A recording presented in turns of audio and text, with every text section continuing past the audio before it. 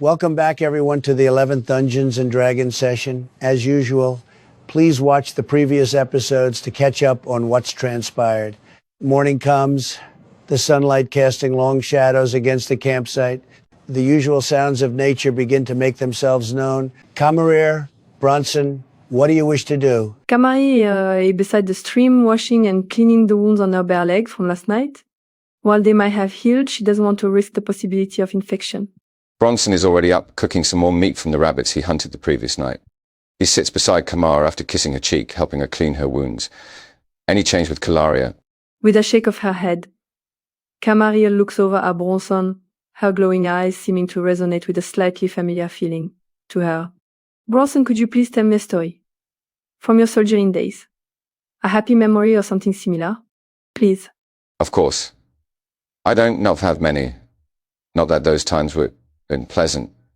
It's just discipline, resilience, and obedience are the main principles when in that line of work. But one of my favorites is when we were on a reconnaissance mission. It was me and two others, Troyes and Roman.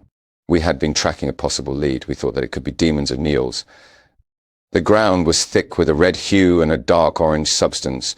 Troyes guessed it was a group of drunks that had lost their way, maybe gotten hurt. Roman figured a cluster of bloodhawks or something had feasted.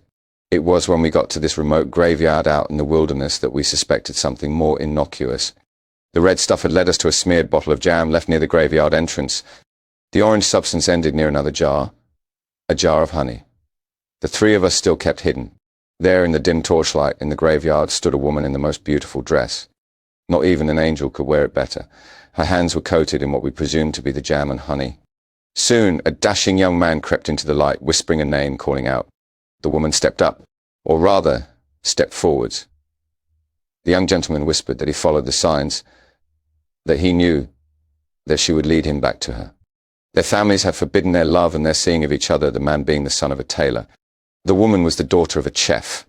They both swore that they would meet again under the next full moon at the place where life ends, but theirs would begin. There she was, wearing a stunning dress he had made for her in secret, and she'd used some of her father's ingredients to leave an indirect trail to her. There he proposed, and vowed to take her and run far away from their families and towards a new life together. She accepted, embracing her lover, and they kissed under the pale moonlight. They stayed there for another half hour, taking each other's hands, and then off they went, into the darkness. That's so beautiful. I wonder what happened to them both. I hope they're flourishing and living their new life together, married and forevermore. Hopefully they are. We can only hope. Although my coffers got light that day, I lost a bet to Troyes. I guessed it was a bandit group we were tracking, placed half of my week's wages on it. Camari chuckles, holding Bronson's hand.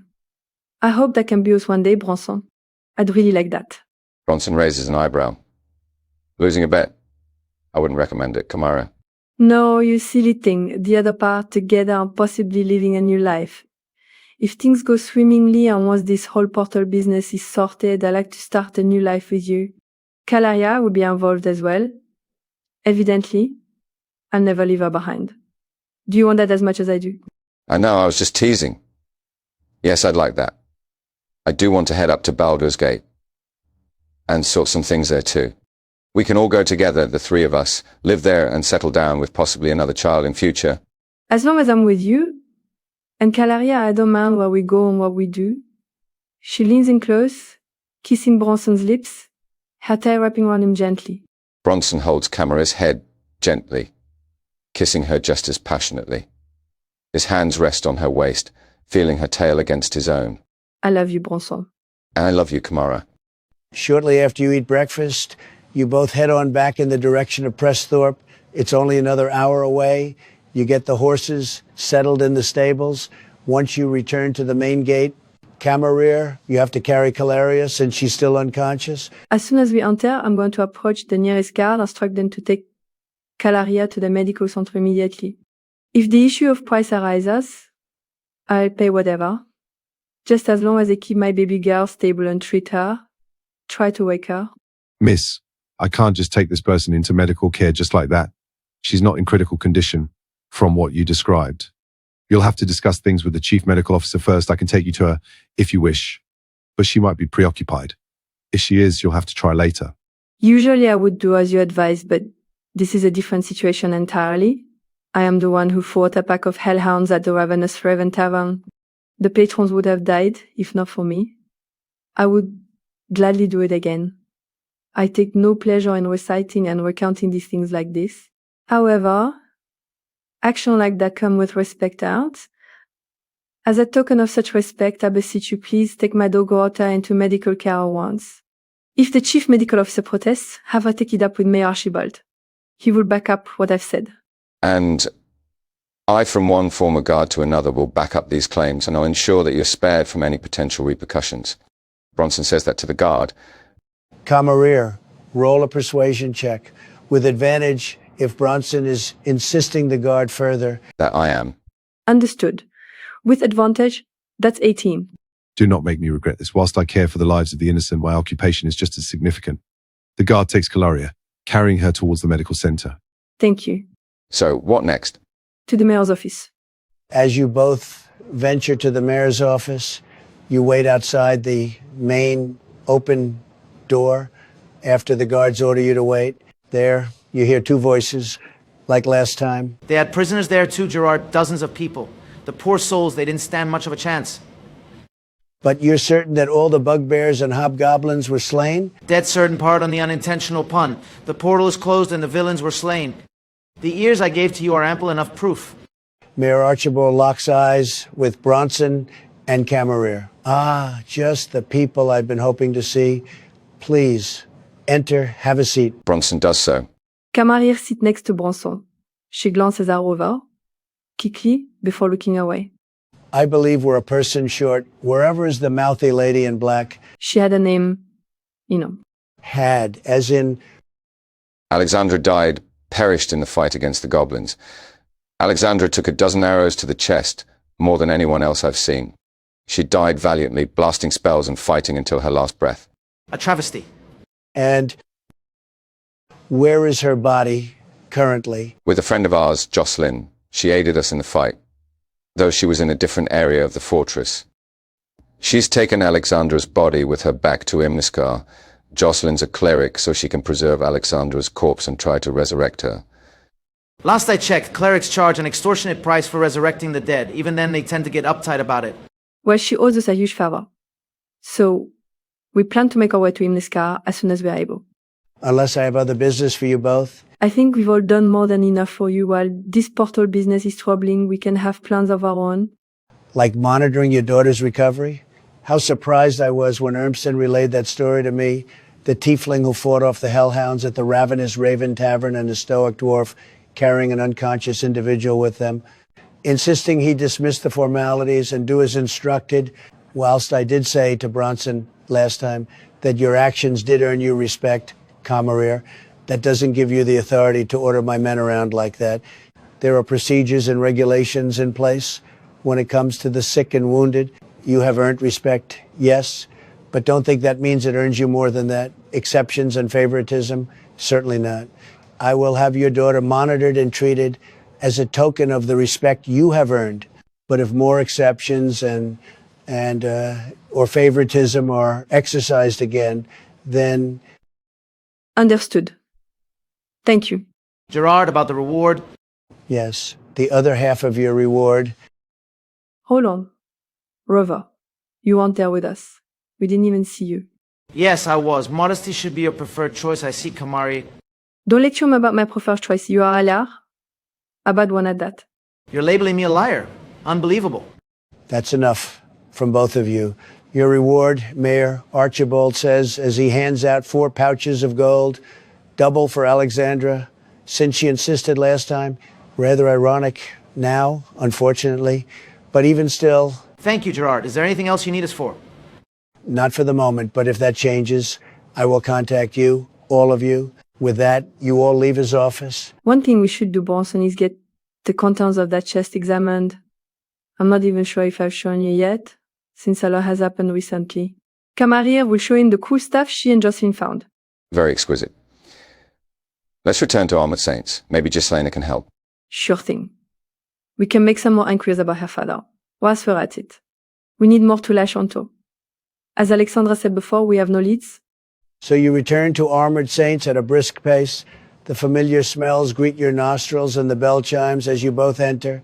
At the counter is Ghislaina, except she appears fatigued and drained of color. Bronson, Kamar, have you found my father? Oh, please say you have. By the gods. Ghislaina, you look very unwell. What's happened? Never mind me. What of my father? Any news? Anything at all? We're still working on it. Although we would like your help with something in the meantime, Ghislaina. Although, as Kamara mentioned, you look ill. You should rest. Rest, yes, sure, as soon as my father's safely brought back here. Until then, rest is a luxury I can't afford. Is there anything you need from me that can help with the search? Maybe if you can tell us more about your father. Anything you would deem significant. I can't think of anything significant right now. He's got a huge scar down his chest. And he's a human, usually refuses to shave. He most likely has calluses on his palms. I don't know what more or else you want me to say. Is there a place he frequents? The Ravenous Raven Tavern? Anywhere like that? He would go there sometimes for the occasional drink. The only other place would be Mother's grave. Otherwise, he would be here. I must ask, where is your mother's grave, Ghislaina? If you don't mind me asking. It's outside of town. Once you leave through the main gate, take a right. Further down that path is Leoman Pond. Continue on, you'll see the graveyard eventually. Although don't go there at night, before the sun finishes setting at the latest. And why is that? Are you going to tell me that the place is haunted? No, only that the place is haunted at night. Or at least that's how the local legends go, but that cemetery has been around for nearly a century. So there must be some truth to the tales. Got it. We'll get to the graveyard as soon as we can. Ghislaina, how well versed are you in identifying objects? By magical means. I know a fair bit of magic. Depends. What do you need identifying? Kamariel shows Ghislaina all of the items that were in the chest. These are certainly intriguing finds. I won't ask where you found them all. Ghislaina goes through all the items, examining them thoroughly. And how do you know magic? Just curious. I dated a wizard once for 2 years. Now I can get these objects identified, but it'll take time and coin. If you return in an hour or two, I'll have it all sorted by then. As for the cost, I'm sure we can work something out. Sound good? That sounds very good. We'll all be off to the graveyard then. Hope you find something there, some kind of clue. Oh, and my mother's grave will be marked with the name, Alindra Drothel. Alindra Durothil. Got it. We'll be back soon, Ghislaina. With something concrete, in terms of clues and leads. Or if our luck turns around, hopefully my father himself. Good luck out there, Bronson Kamarar. I take it Alexandra is working on something similar as we speak. Yes, she is at this very moment. That's good to hear as well.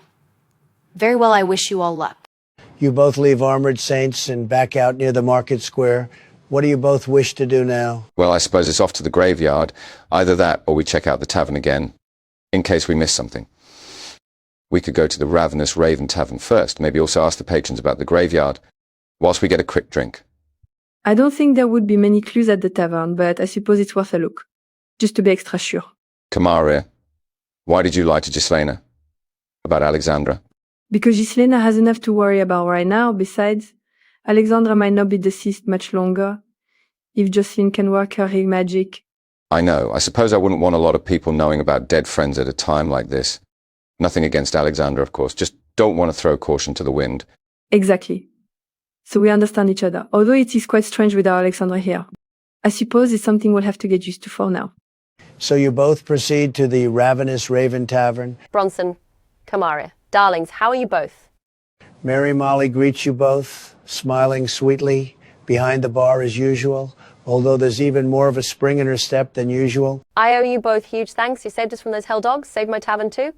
For the next week, food and drink on the house for you both and Alexandra. It was nothing, honestly. I am just glad you all go out safely and soundly. But thank you for the most generous discount. It's very much appreciated.